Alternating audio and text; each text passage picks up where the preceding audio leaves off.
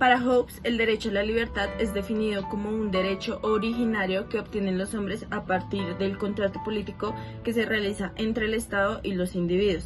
Este derecho originario debe estar garantizado por el Estado a través de leyes civiles, que son las que constituyen el derecho.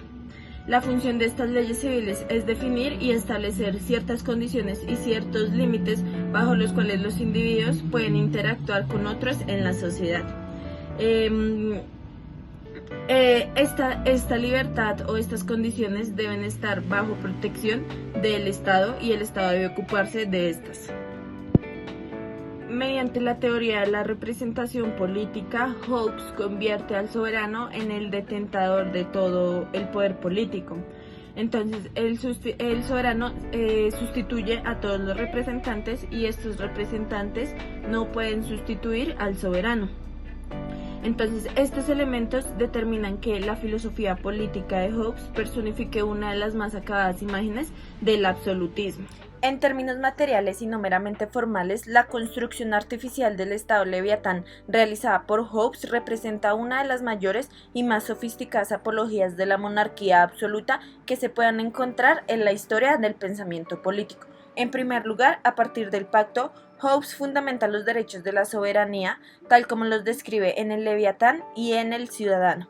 Hacen del poder del soberano un poder absoluto e ilimitado. Y en segundo lugar, Hobbes no recurre a las leyes de la naturaleza y al derecho natural para imponer límites a este poder del soberano, estableciendo derechos de defensa o de rebelión a favor de los súbditos, sino que manipula estas teorías para legitimar y fortalecer aún más el Estado. A diferencia de Thomas Hobbes, que defiende el absolutismo en el Leviatán, Locke es el primer escritor político que promueve un gobierno civil libre y ataca sistemáticamente los estados absolutistas para evitar la tiranía, favorece la teoría de la necesaria división de poderes. Locke hace referencia al estado de naturaleza, que se trata de una hipótesis de trabajo de una comunidad de libertad, igualdad y propiedad dentro de la ley natural. No es un estado de libertinaje, libertad absoluta o anarquía, pues rigen los límites de la ley natural.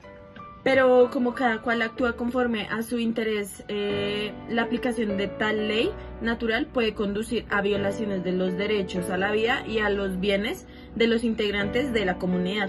Entonces, es decir que en este estado de naturaleza, cada quien vela por el cumplimiento de la ley natural a su manera y promoviendo pues su propio interés sin importarle el interés de los demás. Razón por la que es más conveniente crear una serie de instituciones o Estado de Derecho que permitan una aplicación más justa de esta ley natural. El pacto social es el medio por el cual los seres humanos funden una sociedad política o civil. Con dicho pacto, los individuos renuncian a la libertad natural de la que gozaban en el estado de naturaleza y se supeditan a la sociedad civil, en la que van a regir los dictados de la mayoría. A cambio, van a adquirir la libertad civil o libertad individual dentro de la ley y el sistema de tres poderes: legislativo, judicial y ejecutivo. Montesquieu fue un pensador francés del siglo de las luces que llega al escenario del campo político que en ese momento empezaba a consolidarse. Propuso una teoría que hablaba sobre la separación de poderes que hasta el día de hoy podemos ver: el ejecutivo, el legislativo y el judicial, que cumplen respectivamente funciones relacionadas con el quién tiene el poder de ejecutar, con quién tiene el poder de hacer la ley, lo cual se representa en las cámaras alta y baja, y quién posee la facultad de juzgar dicha ley, lo cual, según lo que se expuso, permitía proteger la libertad de los derechos de los ciudadanos, pues evitaba que el poder recayera o se concentrara de alguna manera sobre una sola figura. Al igual que Locke, pensaba que el gobierno debía proteger los derechos naturales del hombre, por lo que consideraba que el absolutismo no era una opción, dado que no los protegía, sino que por el contrario los vulneraba. De esta manera se propone esa división de poderes que permita no solo proteger esos derechos naturales del hombre, sino también acabar con lo que él llamaría los privilegios del absolutismo real. Rousseau es autor de una de las obras más importantes de la historia, El contrato social. También hace parte de la Ilustración y basa sus ideas en lo que él llama la defensa de la libertad y la igualdad, partiendo, por supuesto, de que estos también hacen parte de los derechos del hombre. Es muy importante resaltar que para Rousseau la soberanía recae sobre todos los miembros de la sociedad o sobre el pueblo. En este caso, él no reconoce soberanía sobre el monarca, por ejemplo. Para este miembro de la Ilustración francesa, es mucho más lógico y le resulta más afín con su teoría la democracia para pueblos pequeños, para estados pequeños.